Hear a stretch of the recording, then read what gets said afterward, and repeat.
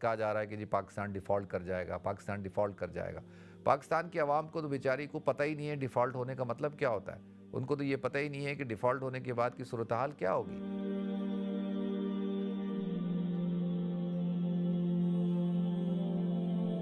محترم ناظرین کرام، بزرگان دین اور میری عزیز ماؤں اور بہنوں بھائیوں، السلام علیکم ورحمۃ اللہ وبرکاتہ۔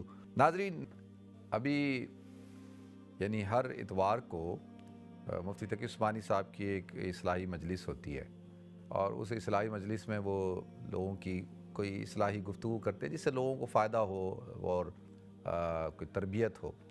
تو ہمارے ایک دوست ہیں، وہ اکثر اس مجلس میں جاتے ہیں اور اس کی پھر کبھی کبھی کوئی پوائنٹ ہوتا ہے وہ لکھ بھی دیتے ہیں۔ تو انہوں نے جو باتیں بیان کی اس کا خلاصہ بیان کیا، لکھا، تو مجھے بھی بھیجا، میں نے بھی اس کو پڑھا، تو مجھے بڑی اچھی لگی یہ بات کہ وہ فرماتے ہیں کہ دیکھو آج کل پاکستان کے اندر کیا ہو رہا ہے۔ پاکستان کے اندر جو ہے وہ یہ ہو رہا ہے کہ ہر بندہ ملک کی حالات کے اوپر ڈسکس کر رہا ہے۔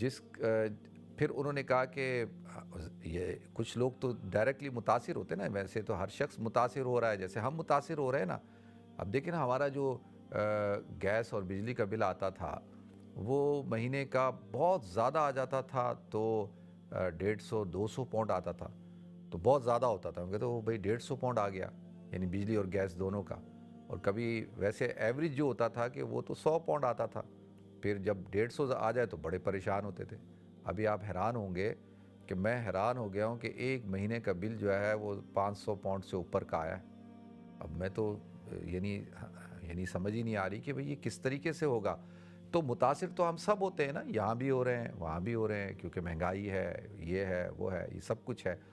تو انہوں نے بڑی اچھی بات کی، انہوں نے کہا دیکھو ملک کے جو حالات ہیں نا، ایک وہ طبقہ ہے جو ان حالات کا ذمہ دار ہے اور جو ان حالات کو ٹھیک کر سکتا ہے، جس کے پاس اختیار ہے، اقتدار ہے، جو مقتدرہ ہے نا، یعنی جیسے پاکستان کی اسٹیبلشمنٹ ہوگی۔ اب اسٹیبلشمنٹ کیا، پاکستان کی فوج، آرمی، اور یہ لفظ یہ ہمیں اب استعمال نہیں کرنا چاہیے، اسٹیبلشمنٹ۔ وہ لوگ کہتے ہیں پتہ نہیں اسٹیبلشمنٹ، پھر تو وہ پاکستان کی آرمی، پھر پاکستان کی عدلیہ، پھر پاکستان کی بیوروکریسی، پھر پاکستان کی جو ہے پولیٹیکل پارٹیز، پولیٹیکل جماعتیں جو ہیں وہ، اور یہ اسی طریقے سے جو ہے پھر میڈیا بھی۔ تو یہ وہ لوگ ہیں کہ بااختیار لوگ جو ملک کے حالات کے خراب کرنے کے ذمہ دار بھی ہیں، اور یہی لوگ ملک کے حالات کو ٹھیک بھی کر سکتے ہیں۔ ٹھیک ہے جی۔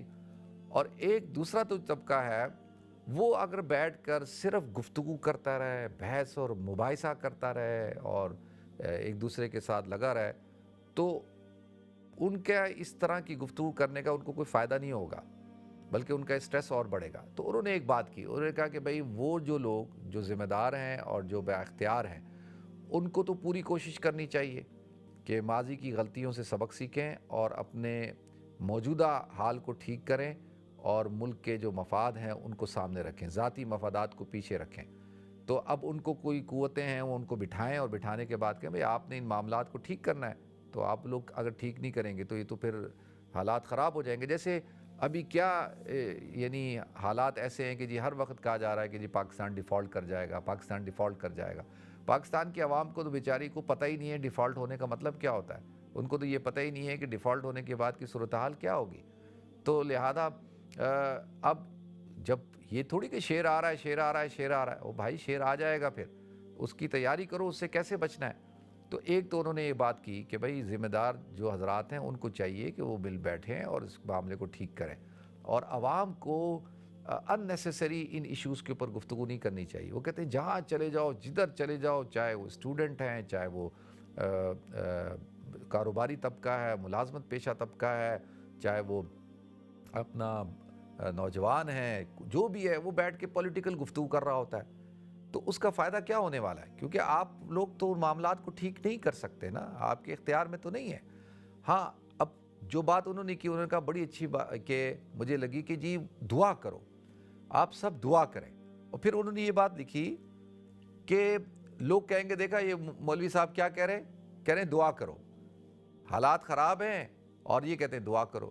تو میں نے جیسے پہلے عرض کیا کہ جنہوں نے حالات خراب کیے ہیں، جو حالات ٹھیک کر سکتے ہیں، ان کو تو سبب اختیار کرنا چاہیے، تدبیر کرنی چاہیے، ان کو تو جو ہے پوری اپنی صلاحیت کو لگانا چاہیے کہ حالات کو ٹھیک کریں۔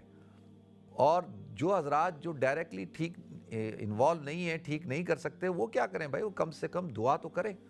اور ہم تو مسلمان ہیں، ہمارا تو یقین ہے دعا کے اوپر کہ کیا دعاؤں سے اللہ تعالیٰ حالات کو نہیں بدل سکتا؟ اللہ تعالیٰ ضرور بدل سکتا ہے، اللہ کو رحم آئے گا۔ دعا کریں، دعا اور دوا یہ دونوں چیزیں ہونی چاہیے۔ جنہوں نے دوا کرنی ہے، دیکھیں آپ بیمار ہوتا ہے کوئی بندہ تو آپ اس کو پہلے ہسپتال لے کے جائیں، اس کا علاج کرائیں، ڈاکٹر کے پاس لے کے جائیں، اور آپ دعا کریں، خوب دعا کریں، جتنی دعا کر سکتے ہیں کریں، تو اللہ تعالیٰ حالات کو بدلے گا۔ اللہ تعالیٰ نے حالات کو بدلا ہے۔ حضور اکرم صلی اللہ علیہ وسلم کی آپ پوری زندگی اٹھا کر دیکھیں، آپ غزوہ بدر دیکھیں، غزوہ احد دیکھیں، اور غزوات دیکھیں، اور حالات دیکھیں، تو اللہ کے رسول صلی اللہ علیہ وسلم تدبیر بھی اختیار کرتے تھے اور ساتھ ساتھ دعا بھی کرتے تھے۔